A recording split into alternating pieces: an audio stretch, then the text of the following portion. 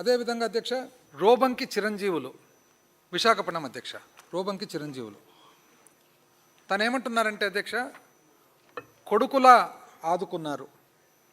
వీళ్ళు పిల్లలు లేరు అధ్యక్ష, వీళ్ళకు పిల్లలు లేరు, భార్యాభర్తలే. అయితే శ్రీకాకుళం నుంచి ఇంకా ఇద్దరు పిల్లలు లేరు కాబట్టి ఇక్కడ విశాఖపట్నం రావడం జరిగింది. వాళ్ళ సమీప బంధువు దగ్గర వాళ్ళు ఉంటున్నారు అధ్యక్ష. వాళ్ళకు కూడా ఇదే పరిస్థితి అధ్యక్ష, పిల్లలు లేరు, ఏం చేయాలి, ఎట్లా బ్రతకాలి అనేటప్పుడు వాళ్ళకు 3,000 రూపాయలు పెన్షన్ వస్తూ ఒకరోజు కనుచూపు తగ్గితే గత నెల అంటే అంతకుముందు నెల 21వ తేదీ వాళ్ళు జగనన్న కంటి వెలుగు శిబిరము వాళ్ళు నిర్వహించేటప్పుడు పోతే 2 రోజుల తర్వాత 23వ తేదీనే వాళ్ళకి ఇద్దరికి కూడా ఆపరేషన్ చేయడం జరిగింది అధ్యక్ష. ఆ తర్వాత భార్యకు అధ్యక్ష చేయూత కింద 18,750 సంవత్సరానికి రావడం జరిగింది. ఆ తర్వాత భార్యకు ఒకసారి చాలా భరించరాని పొట్టలో నొప్పి వస్తే ఆరోగ్యశ్రీ కింద ఆపరేషన్ చేశారంట అధ్యక్ష. ఈ విధంగా ఈరోజు వాళ్ళు ఏమంటున్నారంటే పిల్లలు లేని మమ్మల్ని సీఎం జగనే కొడుకులా ఆదుకుంటున్నారు. ఇంకా దుర్భరమైన పరిస్థితి అధ్యక్ష. తన పేరు బత్తిన అప్పమ్మ అధ్యక్ష, వాదాడ గ్రామము, బాడంగి మండలము, విజయనగరం జిల్లా అధ్యక్ష. పాపం విజయనగరం జిల్లా అధ్యక్ష, బాడంగి మండలము, వాదాడ గ్రామము, దళితుల అధ్యక్ష. అయితే చిన్న వయసులోనే భర్త చనిపోయినాడు అధ్యక్ష. భర్త చనిపోయిన తర్వాత ఇద్దరు ఆడపిల్లలు అధ్యక్ష. ఇద్దరు ఆడపిల్లలకు పెళ్లి చేసిన తర్వాత వాళ్ళ ఇంటికి వాళ్ళు వెళ్ళిపోయారంట అధ్యక్ష. ఆ తర్వాత ఏ విధంగా బ్రతకాలని చెప్పి తను కూడా బాధపడే పరిస్థితి ఉన్నప్పుడు తప్పని పరిస్థితుల్లో అధ్యక్ష, ఎందుకంటే పిల్లలు పోయిన తర్వాత ఎంత చాలా ఇబ్బందికరమైన పరిస్థితి అంటే యాచన మొదలుపెట్టాల్సి వచ్చిందంట అధ్యక్ష.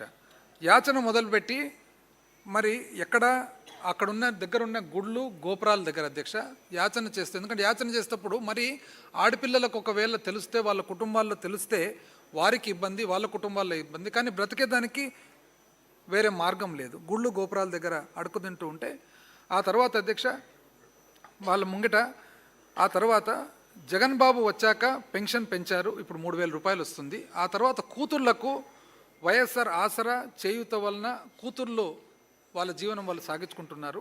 అమ్మఒడి వలన తను ఎంత బాగా చెప్తున్నారు చూడండి అధ్యక్ష, అమ్మఒడి వలన మనవరాళ్ళు ఇంగ్లీష్ చదువుతున్నారు అని. చివరికి ఏమంటున్నానంటే జగన్ బాబు ఇచ్చిన పెన్షన్తో యాచన మానుకొని గర్వంగా బతుకుతున్నాను. ఇవన్నీ అధ్యక్ష ఎందుకంటే ప్రజలందరికీ కూడా మన ప్రభుత్వ పరిపాలన విధానం అనేది కామన్ మ్యాన్కు ఏ విధంగా, సామాన్య మానవునికి ఏ విధంగా యాక్చువల్గా అది దాని ఎఫెక్ట్ ఉంది అనేది తెలియజేసేదానికి అధ్యక్ష. 6వది అధ్యక్ష సంపన్న ఆంధ్ర, మౌలిక సదుపాయాలు మరియు ఉత్పాదకత అభ్యున్నత సంకల్పం.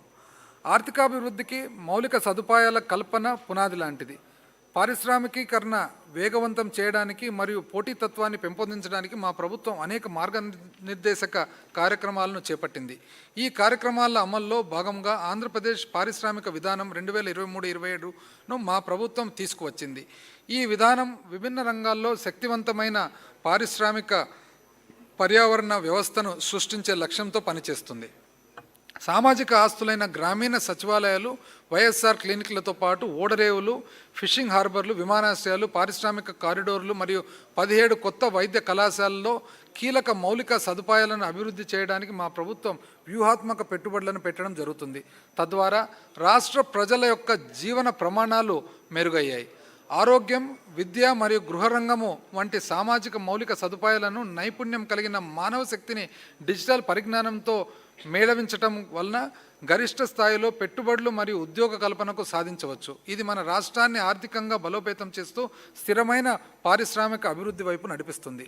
ఓడరేవులు మరియు విమానాశ్రయాలు అధ్యక్ష, సింగపూర్ జాతిపితగా ప్రసిద్ధిగాంచిన లీ క్వాన్ యూ వారి మాటలు అధ్యక్ష, ఒక దేశం యొక్క గొప్పతనం దాని పరిమాణంతో మాత్రమే కాదు, ఆ దేశ ప్రజల సంకల్పము, ఐక్యత, సత్వ, క్రమశిక్షణ మరియు పటిష్టమైన నాయకత్వం ఆ దేశాన్ని చరిత్రలో గౌరవనీయమైన స్థానంలో నిలుపుతుంది. లీ క్వాన్ యూ అధ్యక్ష, ఫౌండర్ ఆఫ్ సింగపూర్. ఒక చిన్న బ్రిటిష్ కాలనీ నుంచి ఈరోజు సింగపూర్ ఈరోజు ప్రపంచ దేశాల్లో ఒక గొప్ప ఫైనాన్షియల్ సెంటర్ అయిందంటే దాని ఫౌండర్ లీ క్వాన్ యూ అధ్యక్ష. తను ఎన్నో గొప్ప సాధనల్లో చాలా ముఖ్యమైన ఆయనకి క్రెడిట్ ఇచ్చేది అధ్యక్ష, most massive public housing program అధ్యక్ష. ఇంతవరకు ప్రపంచ చరిత్రలో అతి గొప్ప పబ్లిక్ హౌసింగ్ ప్రోగ్రామ్ టేకప్ చేసినది సింగపూర్లో అధ్యక్ష. ఆయనకు ఆ క్రెడిట్ ఉంది. మరి ఈరోజు మా ప్రభుత్వం కూడా అధ్యక్ష 30 లక్షల మంది, కనీ విని ఎరగని రీతిలో అధ్యక్ష మా ప్రభుత్వం 20,000 కోట్ల రూపాయల వ్యయంతో 4 పర్యావరణహిత ఓడరేవులను రామాయపట్నం, మచిలీపట్నం, మూలపేట, కాకినాడలో నిర్మించడం జరిగింది. వీటి ద్వారా 2025-26 ఆర్థిక సంవత్సరం నాటికి 110 మిలియన్ టన్స్ పర్ యానం అదనపు సామర్థ్యం సృష్టించడం ద్వారా దాదాపు 75,000 మందికి ఉపాధి అవకాశాలు లభిస్తున్నాయి. మా ప్రభుత్వం 3,800 కోట్ల రూపాయల వ్యయంతో 10 ఫిషింగ్ హార్బర్లను జువల్దిన్న, నిజాంపట్నం, మచిలీపట్నం, ఉప్పాడ, బుడగట్లపాలెం, కొత్తపట్నం, ఓడరేవు, బియ్యపుతిప్ప మరియు మచిలీపట్నంలలో నిర్మిస్తుంది. వీటి ద్వారా 9,000 కోట్ల రూపాయల స్థూల విలువగల 4,50,000 టన్నుల చేపలు మరియు రొయ్యల వేట ద్వారా 1,00,000 మందికి ఉపాధి అవకాశాలు కల్పించబడ్డాయి. అదనంగా 127 కోట్ల రూపాయల పెట్టుబడితో 6 ఫిష్ ల్యాండింగ్ కేంద్రాలను చింతపల్లి, భీమిలి, రాజయ్యపేట, దొండవాక, ఉప్పలంక మరియు రాయదుర్గులలో అభివృద్ధి చేయడం జరిగింది. అంతర్గత జల రవాణా అభివృద్ధి కోసం ఆంధ్రప్రదేశ్ ఇన్లాండ్ వాటర్వేస్ అథారిటీని 2023 జూన్లో స్థాపించడం జరిగింది. మన రాష్ట్రంలో కృష్ణానదిపై ముఖ్యాల, మద్దిపాడు మధ్య తొలి నదీ ప్రవాహ ప్రాజెక్టు 5 నెలల రికార్డు స్థాయిలో రూపొందించబడింది. మా ప్రభుత్వం భోగాపురం అంతర్జాతీయ విమానాశ్రయం అభివృద్ధి పనులను చేపట్టింది. గన్నవరం, కడప, రాజమండ్రి, తిరుపతి, కర్నూలు మరియు విశాఖపట్నం విమానాశ్రయాల అభివృద్ధి పనులను పునరుద్ధరించింది. ఇప్పటికే కర్నూలులో విమాన సర్వీసులు ప్రారంభించబడ్డాయి. రహదారులు మా ప్రభుత్వం గత 5 సంవత్సరాల్లో రాష్ట్ర రహదారుల అభివృద్ధికి 2,626 కోట్ల రూపాయలు, ప్రధాన జిల్లా రహదారులకు 1,955 కోట్ల రూపాయలు మరియు లెఫ్ట్ వింగ్ ఎఫెక్టెడ్ ప్రభావిత ప్రాంతాలకు రహదారుల అనుసంధాన పథకం కింద 272 కోట్ల రూపాయలు ఖర్చు చేసింది. ఎన్డీపీ ప్రాజెక్టు మొదటి దశ కింద 3,014 కోట్ల రూపాయలతో 1,243 కిలోమీటర్ల రోడ్లు అభివృద్ధి చేయబడుతున్నాయి. నీడా మొదటి దిశ కింద 1,158 కోట్ల రూపాయల వ్యయంతో 98 రాష్ట్ర రహదారుల పనులు, 132 ఎండిఆర్లు పూర్తయ్యాయి. ఏపీఆర్టీసీ ద్వారా 2,205 రూపాయల ఖర్చుతో 8,286 కిలోమీటర్ల రహదారుల నాణ్యత మెరుగుపడింది. సేతుబంధన్ మరియు ఇతర గ్రాంట్ల కింద 992 కోట్ల రూపాయలతో 19 ఆర్ఓబీలను అభివృద్ధి చేస్తున్నారు. 7,182 కోట్ల రూపాయలతో సుమారు 350 కిలోమీటర్ల జాతీయ రహదారులు 2 మరియు 4 వరుసల అభివృద్ధి చేస్తున్నారు.